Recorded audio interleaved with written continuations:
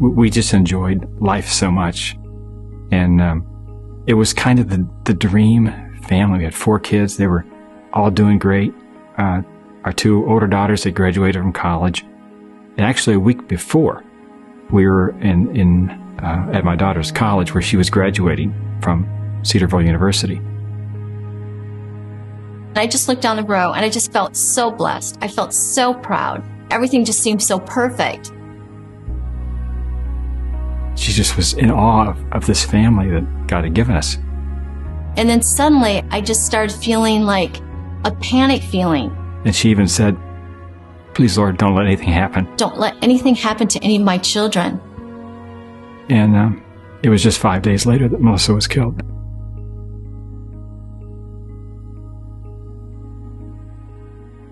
Our daughter Julie moved to an area to teach at a Christian school 2 months after Melissa died. Julie shared with her students about Melissa dying and about her life, and one little girl raised her hand and said, "I want to trust Jesus just like Melissa did because I want to go to heaven like she did." We were so thrilled to know that someone had accepted Jesus.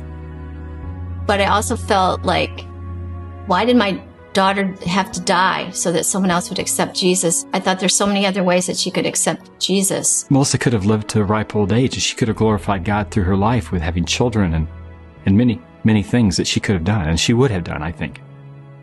But I'm not God. I'm not omniscient. I'm not all-knowing. He is.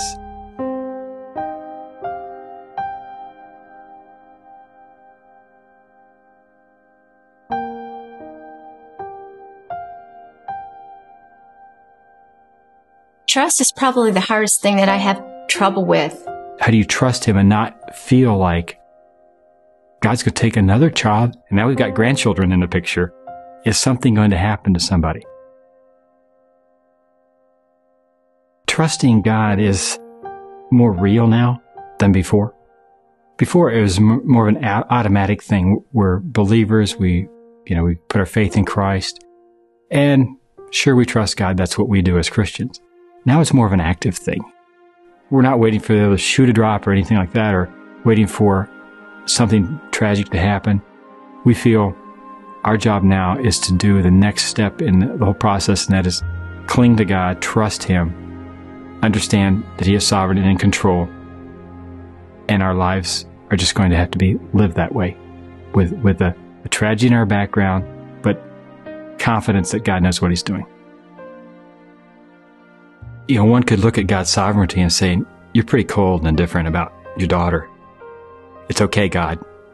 It's not okay. Let me tell you, it's not okay. I hurt every day for Melissa being gone, but I can't bring her back. I'm never going to see her again. That hurts. I'm never going to throw a softball with her again, or hug her, or hear her come home and say, "It's all good," which is one of her favorite sayings.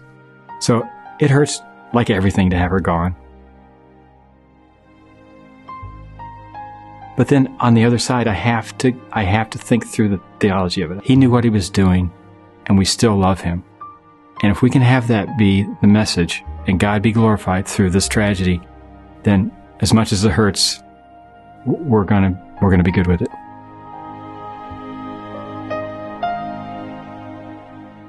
GriefShare is a support group open to men and women dealing with the death of a loved one.